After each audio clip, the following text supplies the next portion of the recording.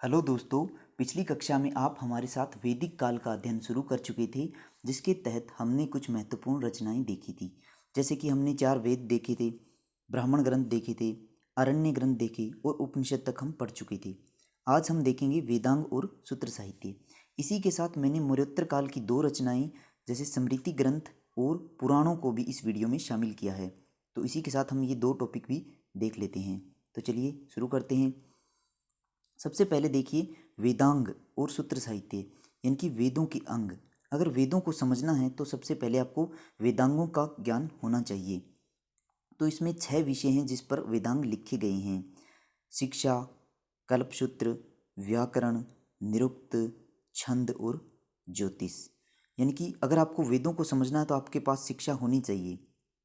कल्पसूत्र, आपको कुछ नियमों का पता होना चाहिए, वेदों के अंदर किन नियमों को फॉलो किया गया है। व्याकरण, वेदों में कौन सा व्याकरण के नियम लागू होते हैं, इसके लिए आपको व्याकरण का नॉलेज भी होना चाहिए। निरुक्त, निरुक्त का अर्थ है कि जो वेद में जो शब्द यूज किए गए हैं, अलग अलग शब्द, वो कहाँ से निकले हैं, कैसे वो शब्द उत्पन्न हुए हैं, इसके लिए निरुक्त का भी ज्ञान होना चाहिए। इन पर कुछ पुस्तकें भी है, वो मैं आपको अभी आगे बताता हूँ। उसके बाद छंद, जैसे कि पंक्तियों को कैसे अरेंज किया गया है, कैसे उनको व्यवस्थित किया गया है। और ज्योतिष, तो ये अगर पता है तो वेदों को समझने में सरलता होगी। तो इन विषयों पर कुछ विद्वानों ने अपनी पुस्तकें लिखी है, वो मैं आपको भी बता देता हूँ।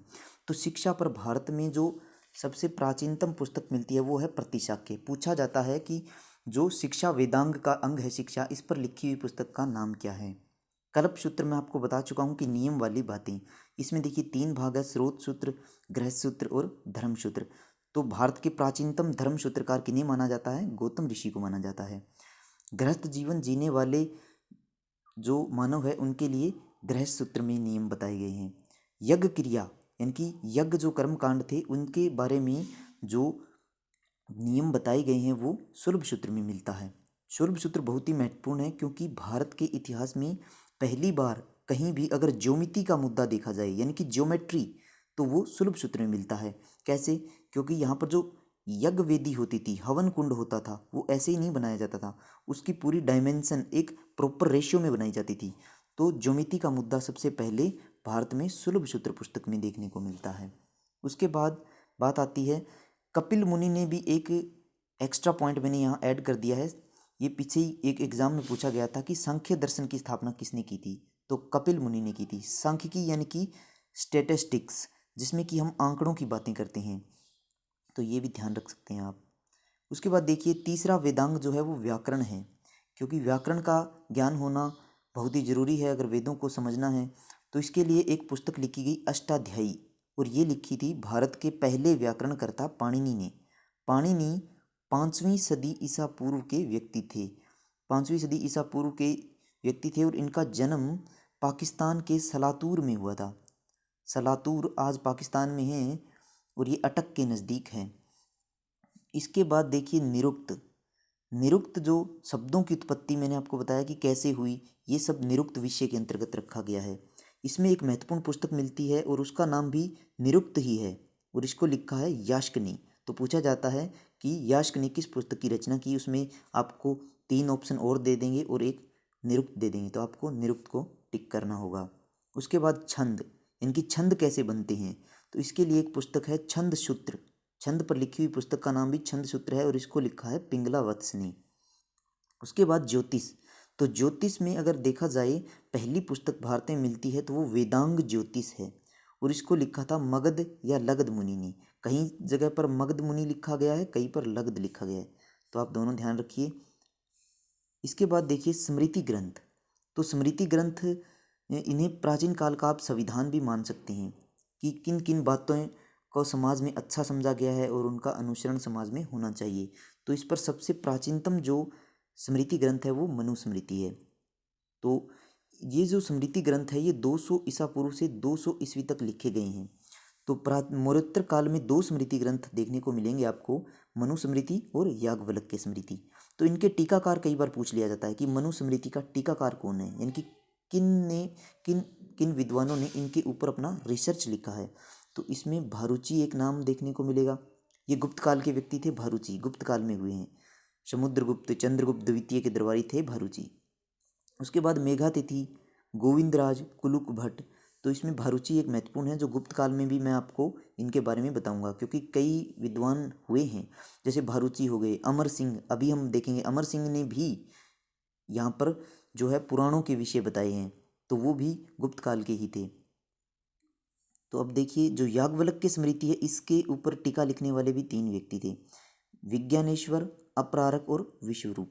ये जो विज्ञानेश्वर है ये महत्वपूर्ण है, क्योंकि इन्होंने ये दक्षिण भारत के कल्याणी कल्याणी जो आपने पढ़ा होगा, कल्याणी और वातापी के चालुक्य, तो कल्याणी के जो चालुक्य थे उनमें एक राजा हुए विक्रमादित्य सिक्स्थ, तो उनके दरबारी थे, और इन्होंने याज्ञवल्क्य स्मृति पर अपना टीका लिखा, रिसर्च लिखा, और उसको जो लिखा वो मिताक्षरा पुस्तक में लिखा। ये पुस्तक कई बार पूछा जाता है कि मिताक्षरा पुस्तक किसने लिखी, तो ये विज्ञानेश्वर ने लिखी। और इस मिताक्षरा में और कुछ नहीं है, याज्ञवल्क्य स्मृति पर जो निष्कर्ष है, याज्ञवल्क्य का रिसर्च है, वही है। तो मिताक्षरा पुस्तक विज्ञानेश्वर ने लिखी थी। हम इसको दक्षिण भारत में कवर करेंगे तो और बताऊंगा इसके बारे में आपको। अब देखिए, मौर्योत्तर काल में ये 2 स्मृति ग्रंथ हो गए। इसके अलावा मौर्योत्तर काल में एक विष्णु स्मृति भी लिखी गई है, वो मैंने यहाँ ऐड नहीं की, इतनी महत्वपूर्ण भी नहीं है। उसके बाद देखिए, गुप्त काल में 2 स्मृतियाँ लिखी गई, नारद स्मृति और बृहस्पति स्मृति। ये गुप्त काल में लिखी गई, यानी कि जो मौर्योत्तर काल के बाद जो समय काल आया गुप्त काल, वहाँ पर। उसके बाद देखिए पुराण, तो पुराणों को इसलिए महत्व दिया जाता है क्योंकि जो भारत के इतिहास का एक क्रमबद्ध और व्यवस्थित व्याख्या जो है वो पुराणों में देखने को मिलती है। और पुराणों की रचना का श्रेय 2 व्यक्तियों को जाता है, लोमहर्ष और उग्रश्रवा। ये बाप बेटे थे दोनों। और पुराणों की संख्या कितनी है, कई बार ये पूछा जाता है, तो पुराणों की संख्या 18 है। 18 पुराण कुल लिखे गए। इसमें महत्वपूर्ण पुराण 3 हैं जो मैं आपको यहाँ पर बता देता हूँ, एग्जाम पॉइंट ऑफ व्यू से इम्पोर्टेंट है। मत्स्य पुराण, विष्णु पुराण और वायु पुराण। जो मौर्य काल की जानकारी देता है वो पुराण है विष्णु पुराण। अब मौर्य काल के बाद आता है मौर्योत्तर काल, तो मौर्योत्तर काल की जानकारी देता है वो पुराण है मत्स्य पुराण।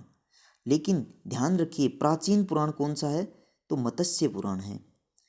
अब ये कैसे, जैसे सबसे पहले मौर्य काल आया, तो मौर्य काल की जानकारी के लिए कोई पुराण उपलब्ध नहीं था। उसके बाद आता है मौर्योत्तर काल, तो मौर्योत्तर काल के दौरान ये पुराण लिखा गया, मत्स्य पुराण, और इसमें मौर्योत्तर काल के बारे में लिख दिया। अब इसके कुछ समय बाद ये पुराण लिखा गया होगा, विष्णु पुराण, लेकिन ये जानकारी किसकी दे रहा है, अपने से काफ़ी बाद के समय की, मौर्योत्तर काल से भी पहले इनकी मौर्य काल की। इसलिए ये लिखा बाद में गया है, लेकिन जानकारी पुराने समय की दे रहा है, लेकिन प्राचीन नहीं है। यहाँ पर कन्फ्यूजन हो सकती है। और गुप्त काल की जानकारी देने वाला पुराण है वायु पुराण। अब आप इसको थोड़ा ट्रिक से अगर देखना चाहें, तो मौर्य काल में आपको पता होगा चंद्रगुप्त मौर्य थे। चंद्रगुप्त मौर्य के गुरु थे चाणक्य, जिनको कौटिल्य या फिर विष्णु गुप्त कहा गया। तो वहीं से आप शब्द पकड़िए, विष्णु, विष्णुगुप्त। तो मौर्य काल की जानकारी देने वाला पुराण भी विष्णु पुराण है। और अगर आप गुप्त काल की जानकारी का पुराण देखें, तो वायु, वायु क्या होता है, वायु गुप्त होता है, कोई उसे देख नहीं सकता। तो इससे आप ट्रिक से जोड़ सकते हैं कि गुप्त काल की जानकारी वायु पुराण देता है। तो यहाँ कन्फ्यूजन से आप इस तरह से बच सकते हैं। उसके बाद देखिए, पुराणों के संदर्भ में एक विद्वान हुए हैं अमर सिंह। मैंने अभी आपको थोड़ी देर पहले बताया कि भारुची और अमर सिंह दोनों गुप्त काल के विद्वान थे और चंद्रगुप्त द्वितीय के दरबारी थे। जब हम गुप्त काल पढ़ेंगे तो भी इनका जिक्र वहाँ पर मैं करूँगा। तो इन्होंने 5 विषय बताए थे पुराणों के। अब ये विषय अगर आप याद रखना चाहें तो रख सकते हैं, वरना इतना इम्पोर्टेंट नहीं है। लगभग यही पूछा जाता है, प्रश्न बार बार बनता है कि पुराणों के विषय में जो 5 विषय है वो किस विद्वान ने बताए, तो वो अमर सिंह ने बताए थे। सर्ग, यानी कि जब शुरुआत में पृथ्वी की उत्पत्ति कैसे हुई। प्रतिसर्ग, जब पृथ्वी का एक बार विनाश हुआ फिर कैसे पृथ्वी की उत्पत्ति हुई। फिर वंश, यानी कि इस वंश विषय में बताया गया है कि जो देवता और ऋषि थे उनका इतिहास कैसा था। और इसी के जैसा है वंशानुचरित, इसमें राजाओं का इतिहास बताया गया है, राजाओं का, जो महान राजा हुए उनका इतिहास। और मनवंतर क्या है, मनवंतर में जो 4 युग हुए हैं, जैसे सतयुग, द्वापर, कलयुग और त्रेता, इस तरह से इन युगों के बारे में मनवंतर में बताया गया है। उसके बाद देखिए, वैदिक काल से संबंधित अभिलेखीय स्रोत भी मिले हैं।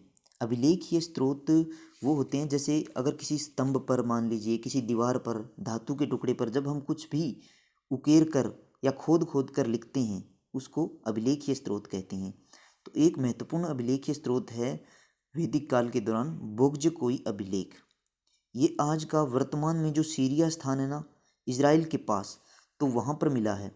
ये 1400 ईसा पूर्व का है, यानी कि पूर्व वैदिक काल का, जिस समय आर्य भारत में आ रहे थे उसी समय का ये अभिलेख है।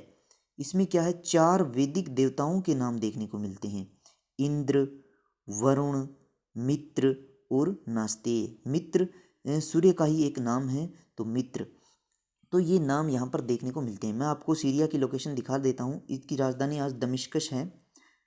यहाँ पर देखिए, यहाँ पर आप भारत को देख सकते हैं। भारत के पश्चिम में देखिए पाकिस्तान, पाकिस्तान के पश्चिम में आप देखेंगे ईरान और इराक तक। यहाँ पर देखिए सीरिया, जहाँ पर मैं पेन घुमा रहा हूँ, सीरिया। सऊदी अरब के उत्तर में देखेंगे आपको सीरिया दिखाई देगा, भूमध्य सागर के से लगता हुआ, भूमध्य सागर इसके पश्चिम में है, तो सीरिया। अब देखिए इतनी दूर तक वैदिक संस्कृति फैली हुई थी। सीरिया, भारत से सीरिया देखिए, तो ये बहुत ही महत्वपूर्ण एक अभिलेखीय स्रोत माना जाता है।